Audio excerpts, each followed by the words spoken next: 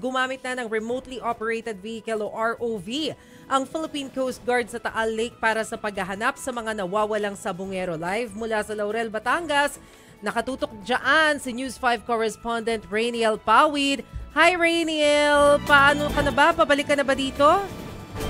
Mase, nandito pa ako ngayon sa Laurel pero isang maulang gabi sa inyong tatlo, no? Dahil kaya ako sumilong muna rito at yun nga, katatapos lang, no, 10 minutes ago ay sinara na nga nitong Philippine Coast Guard yung day 5 ng search and retrieval operations dito sa may lawa ng Taal.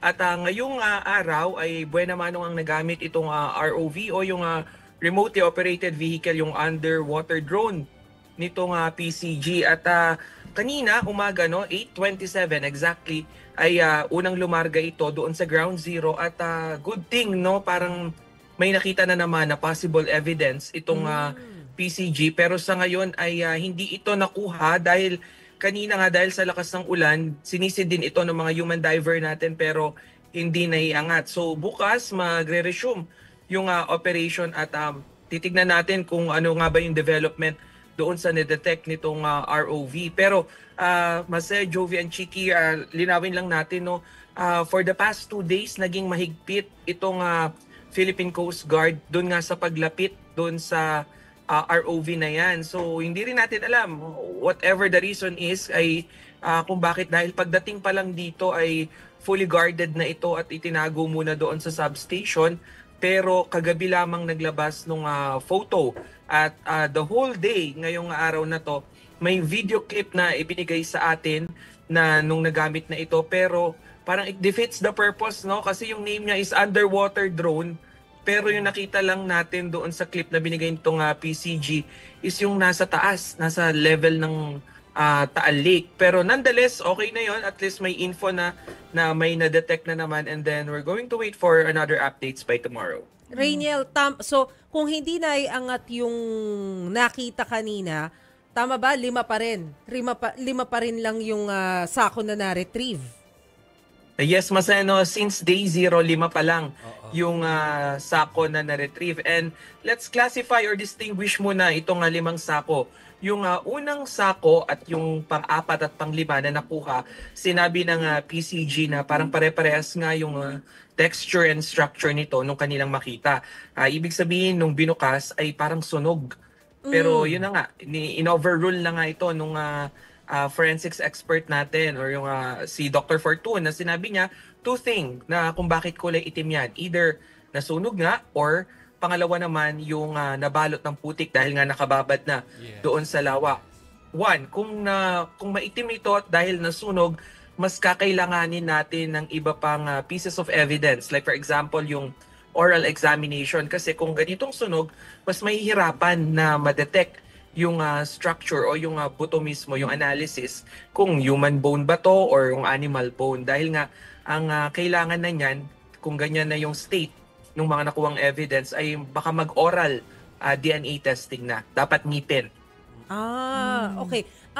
Rainiel, balikan ko lang yung sinasabi mo kanina na yung pinakita nilang video footage sa inyo medyo mababaw. Para lang maintindihan namin, hindi ko rin kasi masyadong gets yung ROV. Ano ba yung kakayanan niya? Hanggang gaano kalalim yung pwede siyang makakuha ng video na malinaw? Kaya ba niya na ma-surpass, kumbaga, yung sinasabi ng PCG na puro burak kasi ito kaya sobrang madilim? Mas ayun nga yung talagang goal nitong PCG kung bakit ginamit itong ROV. So, let's say ito yung isang underwater equipment na drone. So makakakuha siya ng mas malinaw na footage doon sa ilalim at yung maximum na lalim na kaya niya nga is 100 meters, 100 meters, yes.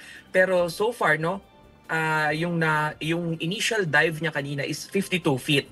52 feet pa lang. Pero sinabi nga nitong PCG, kaya rin nito, may capability rin itong machine or equipment na ito na tumagal sa ilalim ng tubig ng 4 hours maximum. So kung i-compare natin doon sa mga human diver natin, yung health risk doon sa kanila ay mababawasan dahil sila kada 6 kilometers or 6 feet, no, na pag-dive sa ilalim ay kailangan nilang umangat ulit dahil nga sa lungs dahil sa posible na maapektuhan yung lungs nila.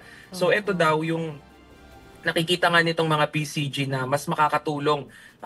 Ngayon nga, lalo na nag-uulan, ito pa yung isa sa nakikita nila na magiging challenge ng mga susunod na araw. Dahil pag umulan, ibig sabihin, mas lalabo pa yung tubig sa ilalim and madadagdagan pa nga yung puwersa o yung pressure because of the current naman. Ano naman, Rainiel, yung role pa rin ng mga technical divers natin kung sakali, kasi they supposed to do kung nandun din yung ROV? Chiki, para lang ma-visualize din ng ating mga tagapakinig and ating mga tagapanood, yung ground zero na sinabi nitong si alias Totoy, no? Una yan, 100 meter by 100 meter yung diameter. So let's say, para yan na nga sa 4 o hanggang 5 na full-size basketball court. So, yung magiging takbo nitong PCG ngayon, so kung meron na nitong ROV, segment by segment na merong sa side na like for example, nung first day ay nasa southern part, sumisid or nag-dive.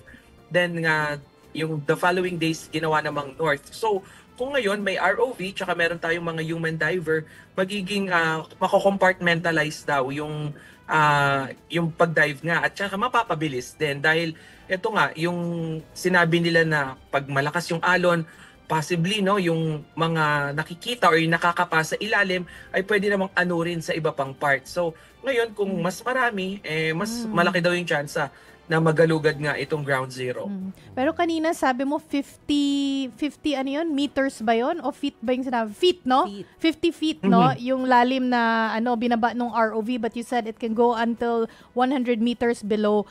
Pero aasahan ba natin na in the next few days talagang palalim ng palalim ito? Yung landscape kasi, Chiki, nitong Taal Lake ay hindi pantay-pantay unlike doon sa seabed na once na may bagyo, malalaman natin na yung normally 'di ba yung geographic stature ng seabed ay pag may bagyo, doon pa rin sa pangpang yung pinaka mababaw then palalim. Dito naman sa Taal Lake, iba yung structure niya dahil tuwing ganitong umuulan, pwede itong maging uka-uka dahil may part na malalim at may part na mababaw. Tulad na lamang nung first day, nung una silang lumusong at nakita nga yung ilang mga ebidensya, ay nakita ito sa 50 feet deep. Tapos naman yung pangalawang evidence ay doon naman sa 70 feet deep. Imagine na nasa 10 meter lang yung layo ng bawat isa at ganun na nga yung difference bigla sa lalim nga itong lawa ng Taal.